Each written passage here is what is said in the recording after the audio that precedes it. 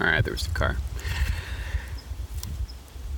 There's an overemphasis in literature and fiction about, and on the forums, which a lot of times I'll put under fiction as well, about the one man against the wild, one man against the world, one man against the natural elements. And a lot of the times, if it's just one man, that man is going to, or woman, that person is going to perish horribly. Because really, the more people you have, I mean, people get along with, don't get me wrong, people are dumb in crowds. There's a joke that, the larger a group gets, the lower the intelligence is. But if you have a select 2, maybe 3 people together, and those people work well together and you know them, you can get a lot done. You get a lot done safer. You're drawing from the collective knowledge of that group, and you can share the load. So that allows us to carry these bigger tools that allow us to do so much more. So I can make a 3-person shelter using this and my saw and cordage and stuff like that. And we can divvy out tasks, and we can bring more gear, and we can get like a camp cook on. Like one person can gather firewood, one person can hunt, one person can build the camp. And that gives us a distribution of labor, which allows us to do so much more and survive better. I'll give you an example. So if I'm hiking, I'm going to be hiking with my buddy. We call him Bowser. Don't ask why. I didn't come up with it. Goes by Bowser. Whatever. Now, Bowser and I were just going along, minding our own business, when we saw a young man. Now, this young man was buck naked. Literally buck naked. And just walking along the beach. I think it was Go Rock. I think it was 2010. That's on the north coast of California. Not north, but, north enough to be fun. And he's walking down the beach. And I'm thinking, oh, there's a naked guy. Maybe there's some naked gals over there. So I go the way he went, and nope, no naked gals. Whatever. I walk back, and I see this guy standing up on the edge of a cliff. Still naked as the day he was born, standing on the edge of this cliff. Now, there's no water under this cliff. There's just sand. And I watch almost in slow motion as he jumps, hits that rock, tumbles over, because he did a swan dive. So he, boom, hits a rock halfway down, hits the ground, legs first, breaks his leg on the way down.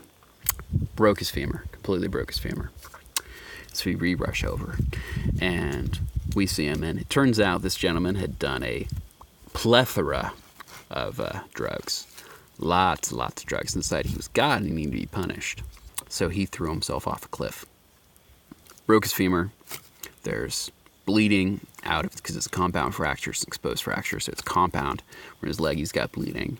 He's broken one of his ribs on the way down. And he's not doing well. So because we had a group there, I had my buddy, Bowser, who's a Marine, myself, and I was an EMT at the time, even though we had no gear. We literally just had an old 80-20 wool and synthetic army blanket, a knife, and that was freaking it. We were able to stabilize, calm this guy down until help arrived. And by the way, if someone is ever going into shock or you think they might go into shock, put a blanket over them and elevate their legs to keep the blood in the brain where it needs to go and keep them warm, because they will start losing heat real quick. So that was a situation where having 2 people was great, because that allowed him to run off and grab the blanket, run off for help, go get something for a splint if we had to move him. We didn't. We waited for the helicopter because we were on a beach. We were in the middle of frickin' nowhere. I wasn't about to have, bleeding out naked man in the back of the car.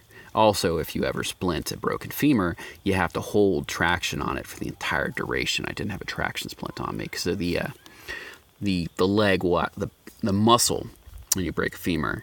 So the bone goes out like that, right? And the muscle's like a rubber band. It's pulled tension. So when you relieve that tension, bones meet up again. And then when you let go, it like that. And that can punch the femoral artery, kill him in a few minutes. It's very bad news. So whenever you hold traction on a track for For a femur break, you have to keep it out. And we couldn't do that. We couldn't move him. He's screaming. He's combative. Eventually, when he started bleeding out, he got much more calm and easy to deal with. But luckily, that was around the time the helicopters came and got him out of there. So it's important to have friends, have people you can count on. And I know I can count on this guy in a crisis because we've been in a crisis together. We've dealt with those things. I know he's going to keep his head. I know he's going to do what has to be done to get things resolved. So there's that part of it. So it's always good to have friends. Now, if I was solo, I couldn't have done that. I could maybe direct a bystander, but I don't know about the bystander. I don't know the quality of the bystander. I don't know their experience. I don't know their qualifications. I don't know if they're going to listen and do what I say. I don't know if I tell them, hey, go get help, they're going to, drive off and never come back without actually calling anyone, because maybe they got a eighth of Coke in their car and they don't want to be there when the cops come. Simple. So it pays to have friends.